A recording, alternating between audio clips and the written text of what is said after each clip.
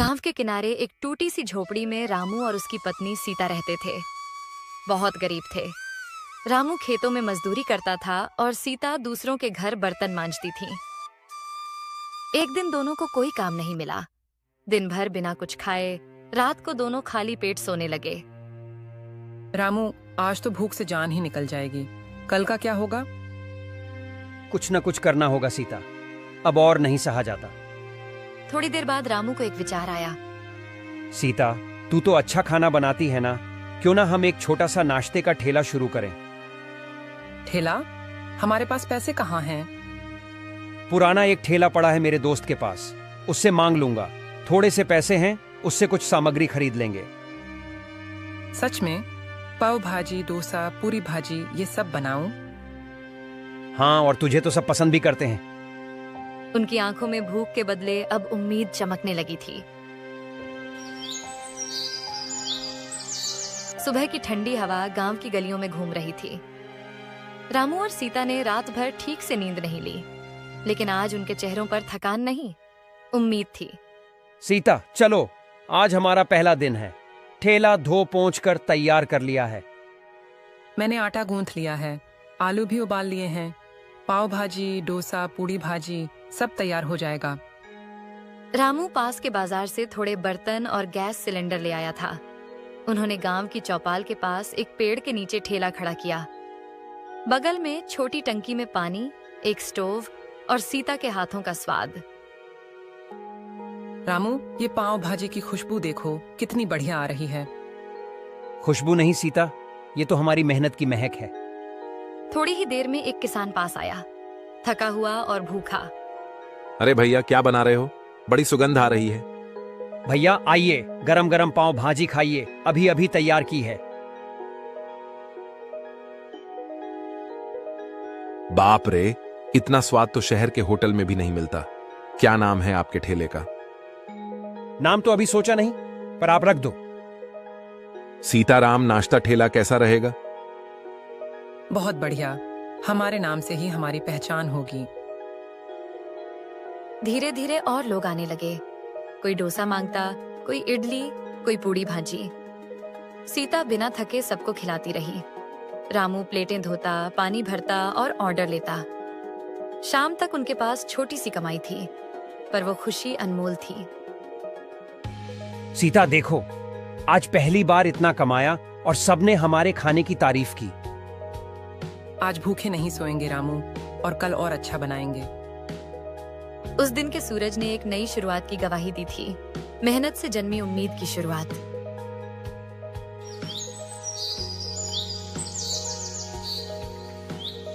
सुबह सुबह गांव में चिड़ियों की चहचहाहट और सब्जी मंडी की हलचल शुरू हो चुकी थी। रामू और सीता पहले से तैयार थे। आज उन्होंने और भी चीजें बनाई थीं, गर्मा गर्म इडली, सांभर और मसाला डोसा। सीता, आज जरा और टेस्टी बना देना, कल सबने बड़ी तारीफ की थी। टेंशन मत लो, आज तो नारियल की चटनी भी बनाई है, सब उंगलियां चाटते रह जाएंगे। सीता के हाथों में एक खास बात थी, जितना प्यार वो डालती थी उतना ही स्वाद हर चीज में आता। ठेला खुलते ही भीड़ लगने लगी। पहले दिन जिन लोगों ने खाया था वो आज अपने रिश्तेदारों और दोस्तों को साथ लेकर आए थे। रामू, सुनो भाई, कल सब तुम्हारे खाने की बड़ी चर्चा कर रहे थे, आज हमें भी स्वाद चखाओ। सरपंच जी, आपके लिए स्पेशल मसाला डोसा आ रहा है। सरपंच जी, चटनी जरा और लेना चाहेंगे। हाय राम, ऐसा स्वाद तो मैंने शहर के होटल में भी नहीं खाया। तुम लोग तो कमाल कर रहे हो। सब तरफ से तारीफें ही तारीफें मिलने लगीं। एक बुजुर्ग महिला जो रोज मंदिर जाती थी, ठेले के पास आई। बेटा, 2 इडली दे दो, दांत नहीं है मगर भूख है। दादी, चिंता मत करो, गरम गरम सॉफ्ट इडली और हल्का सांभर दे रही हूँ। बेटा, आज तूने माँ की याद दिला दी। रामू और सीता की आंखें नम हो गईं। उस दिन उन्होंने समझा कि सिर्फ पैसा ही नहीं, प्यार से बने खाने की भी कीमत होती है। सीता, आज ये काम सिर्फ धंधा नहीं, सेवा बन गया है। और स्वाद हमारी पहचान। गांव में अब एक ही चर्चा थी, सीताराम नाश्ता ठेला का स्वाद, जो सबके दिलों में बसने लगा था।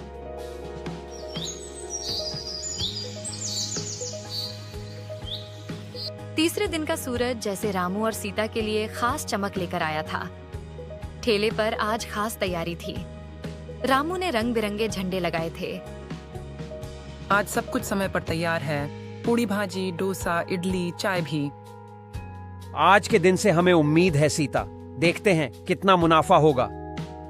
सुबह 7 बजे से ही ग्राहक आने लगे। कुछ लोग तो गांव के बाहर से भी आने लगे थे, सिर्फ स्वाद की चर्चा सुनकर। एक शिक्षक दंपत्ति बाइक पर पहुंचे। यही है वो ठेला जिसकी इतनी तारीफ सुनी। चलो आज टेस्ट करते हैं। सर, मैडम, ये रही आपकी स्पेशल पाव भाजी। खाकर बताइएगा जरूर। उफ, ये स्वाद! क्या बात है, बिल्कुल मुंबई की याद आ गई। भीड़ बढ़ती गई। रामू को अब टोकन देना पड़ा ताकि सभी को नंबर से खाना मिले। दोपहर होते होते पूरा सामान बिक गया। रामू बैठा हिसाब करने लगा। छोटी सी पोटली में उसने पैसे गिनने शुरू किए।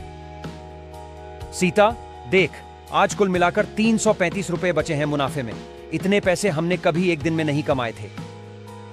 और वो भी अपने हाथों के स्वाद से। आज सच में मन को तृप्ति मिल गई।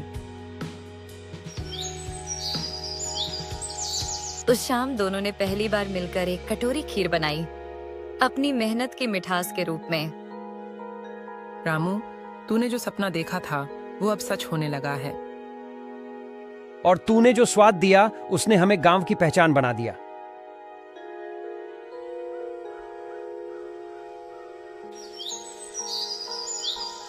अब सीताराम नाश्ता ठेला गांव का जाना पहचाना नाम बन चुका था। हर सुबह वहां भीड़ लग जाती थी। बच्चे, बुजुर्ग, किसान, मजदूर, सभी को ठेले का खाना पसंद आने लगा था। दिन 2 युवक बाइक पर शहर से आए और ठेले के पास रुके।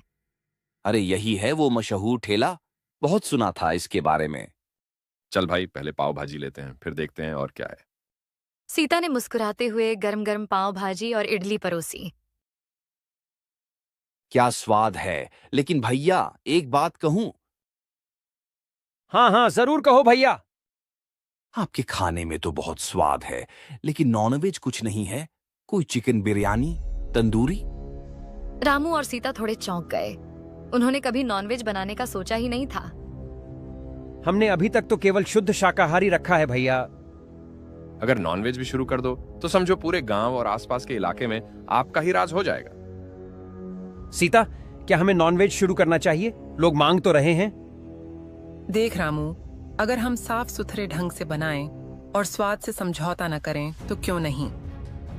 ठीक है, कल से हम धीरे धीरे शुरुआत करेंगे, चिकन बिरयानी और तंदूरी से।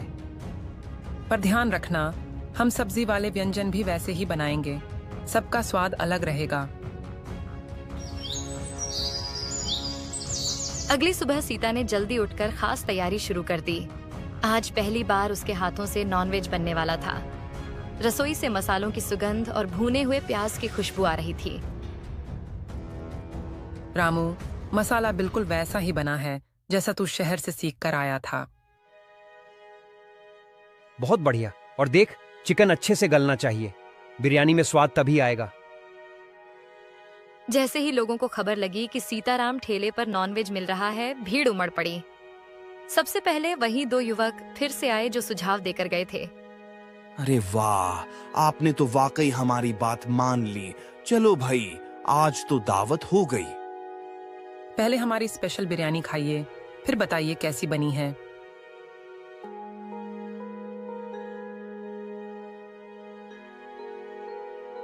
माँ कसम, इतना स्वाद तो होटल में भी नहीं आया। उसके बाद कई ग्राहक आए। किसी ने तंदूरी पसंद की, किसी ने मसालेदार करी। गांव के बुजुर्ग ठाकुर साहब भी आए, जिनका मानना था कि गांव में नॉनवेज नहीं बिकना चाहिए।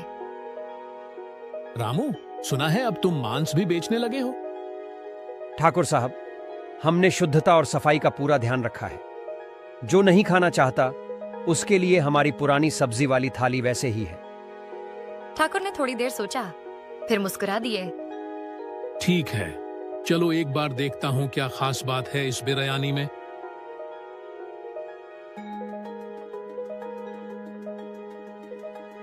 खाने के बाद ठाकुर साहब चुपचाप बोले, रामू, अब समझा कि ये सिर्फ खाना नहीं, ये तो दिल जीतने वाला स्वाद है। उस दिन सीता और रामू को एहसास हुआ कि उन्होंने एक बड़ा कदम उठाया है और सही दिशा में।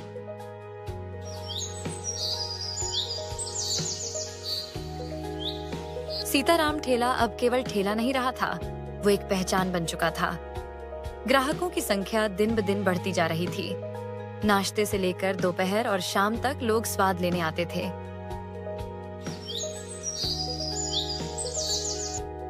सीता, अब तो ठेले पर जगह कम पड़ने लगी है। लोगों को बैठने तक की जगह नहीं मिलती।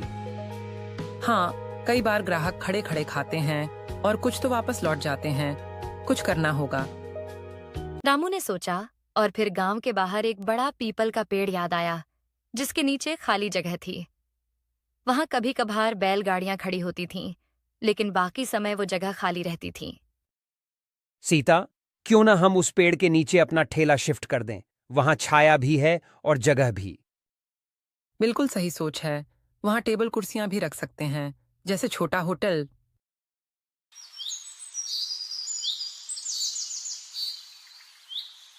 अगले ही दिन दोनों ने उस पेड़ के नीचे साफ सफाई की। टीन का एक छोटा छप्पर डाला, 4 लकड़ी की बेंचें और कुछ प्लास्टिक की कुर्सियां रखीं। साथ ही एक बड़ा तवा और 2 गैस स्टोव भी खरीद लिए। अब वो ठेला नहीं रहा, एक खुला छोटा सा होटल बन गया था।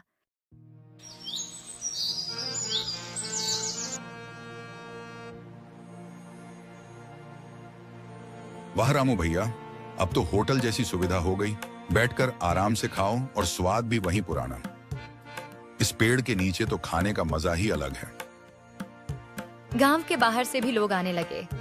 खेतों से लौटते किसान, पास के गांवों से मजदूर और यहाँ तक कि शहर से आने वाले लोग भी।